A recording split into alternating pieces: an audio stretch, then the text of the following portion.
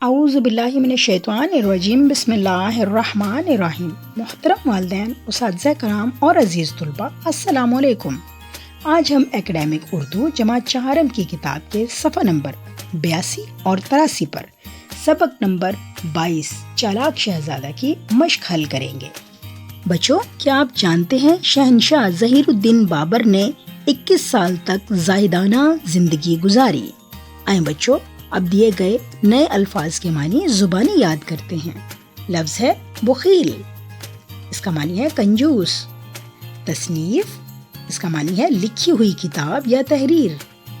ازبر کرنا، اس کا معنی ہے زبانی یاد کرنا۔ ہکا بکا، اس کا معنی ہے گھبرایا ہوا۔ لفظ ہے دستور، اس کا معنی ہے رسم و رواج۔ حسب دستور معنی ہے رواج کے مطابق۔ آئیں بچوں، اب مشقی سوالات حل کرتے ہیں۔ مشق کا پہلا سوال ہے، سبق کے مطابق درج ذیل سوالات کے جوابات لکھیں۔ لونڈی کتنی بار اشعار سن کر یاد کر لیتی تھی؟ اس کا جواب ہے لونڈی 3 بار سن کر اشعار یاد کر لیتی تھی۔ نمبر 2 ہے، شہزادہ کیا سن کر ہکا بکا رہ گیا؟ شہزادہ یہ سن کر کہ اشعار پتھر پر لکھے ہیں ہکا بکا رہ گیا۔ نمبر 3 ہے، اسمعی نے اپنا قصیدہ کس چیز پر لکھا تھا؟ جواب ہے اسمعی نے اپنا قصیدہ سنگ مرمر کی سل پر لکھا تھا۔ سوال نمبر 4 ہے، شہزادے نے اسمعی کے اشعار سن کر کیا کہا؟ شہزادے نے کہا، بے شک یہ اشعار آپ ہی کی تصنیف ہیں۔ مشق کا اگلا سوال ہے، سبق کے مطابق درست جواب پر ٹک کا نشان لگائیں۔ شاعر دل ہی دل میں خوش ہو کر قبول کر لیتا۔ جواب ہے جیم، شہزادے کی شرط۔ نمبر 2 ہے، جب شاعر قصیدہ ختم کر چکتا تو شہزادہ کہتا کہ یہ اشعار تو، جواب ہے الف، سنے ہوئے ہیں۔ نمبر 3 ہے، شاعر نے قصیدہ لکھا تھا۔ جواب ہے دال، سنگ مرمر پر۔ سوال ہے، پورے ملک میں اس کی تعریف ہونے لگی۔ جواب ہے جیم، شہزادے کی۔ سیکھنے کی مہارتوں میں سب سے پہلی مہارت ہے سننا۔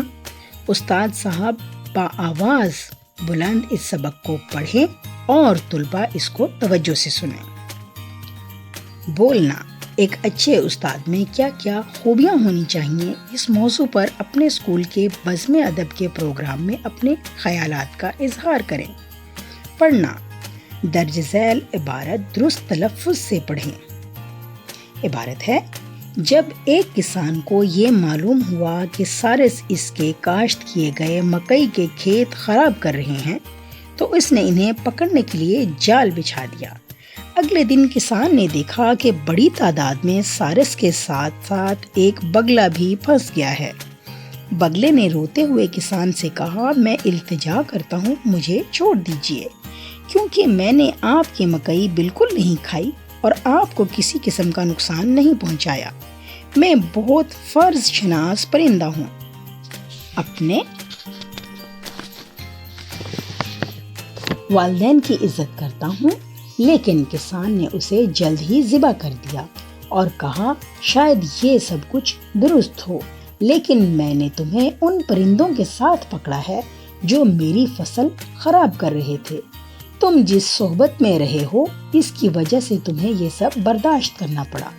سچ ہے، لوگ ہمیں ہماری صحبت سے پہچانتے ہیں۔ صفحہ نمبر 83 پر مشق کا اگلا حصہ ہے، ان محاوروں کو جملوں میں استعمال کریں۔ نمبر 1 ہے، خیالی پلاؤ پکانا، ہاتھ آنا، پیٹ بھرنا، حسد ہونا، ماجرا بیان کرنا۔ اگلا سوال ہے، آپ روزانہ باغ میں سیر کے لیے جاتے ہیں، صبح کی سیر کے فوائد پر 10 جملوں پر مشتمل مضمون لکھیں۔ مشق کا اگلا سوال ہے، مرکب جملے، 2 یا 2 سے زیادہ چھوٹے جملوں کو ملا کر ہم ایک بڑا جملہ بناتے ہیں۔ ایسے بڑے جملے کو مرکب جملہ کہتے ہیں۔ چھوٹے جملوں کو ملانے کے لیے حروف ربط مثلاً اور، لیکن، اس لیے، تو استعمال کیے جاتے ہیں۔ نمونے کے دوسرے مرکب جملے پڑھیں۔ اس نے باغ میں گڑھا کھودا، اسے پرانا ڈبہ ملا۔ اس نے باغ میں گڑھا کھودا تو اسے پرانا ڈبہ ملا۔ تو حرف ربط ہے۔ وہ بیمار تھی، اس نے ڈاکٹر کو بلایا۔ وہ بیمار تھی، اس لیے اس نے ڈاکٹر کو بلایا۔ اس لیے حرف ربط ہے۔ مشق کا اگلا سوال ہے، آپ درج ذیل مفرد جملوں کو مرکب جملوں میں تبدیل کریں۔ میں آج دفتر نہیں جا رہا ہوں، میرا بھائی لندن سے آ رہا ہے۔ اس کا مرکب جملہ بنے گا، میں آج دفتر نہیں جا رہا ہوں کیونکہ میرا بھائی لندن سے آ رہا ہے۔ نمبر 2 ہے، وہ کمزور ہیں، وہ پتھر نہیں اٹھا سکتے۔ اس کا مرکب جملہ بنے گا، وہ کمزور ہیں اس لیے وہ پتھر نہیں اٹھا سکتے۔ نمبر 3 ہے، اسلم ایک امیر آدمی ہے، وہ کسی کی مدد نہیں کرتا۔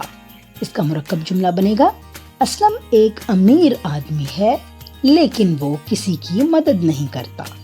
نمبر 4 ہے، بچے بھوکے تھے، انہوں نے کھانا کھا لیا۔ مرکب جملہ بنے گا، بچے بھوکے تھے اس لیے انہوں نے کھانا کھا لیا۔ آئیں بچوں زبان شناسی سیکھتے ہیں۔ قوسین، قوس کی جمع، قوسین کو خطوط وحدانی بھی کہتے ہیں۔ جب کسی جملے کو تحریر میں وضاحت کے لیے شامل کیا جاتا ہے تو اسے قوسین کے اندر لکھتے ہیں، جس کا اصل جملے سے براہ راست کوئی تعلق نہیں ہوتا، کیونکہ اگر قوسین والے جملے کو نکال دیا جائے تو اصل جملے کے معنی میں فرق نہیں پڑتا۔ مثالیں، فوزیہ قوسین میں جو میری شاگرد تھی آج اسکول میں استانی ہے۔ راشد قوسین میں لکھا ہوا میرا پرانا ہمسایہ کراچی چلا گیا ہے۔ آپ 5 ایسے جملے لکھیں جن میں قوسین کا استعمال ہوا ہو۔ ہدایات برائے اساتذہ کرام، طلباء کو لوک کہانی کی تاریخ اور پس منظر سے آگاہ کریں۔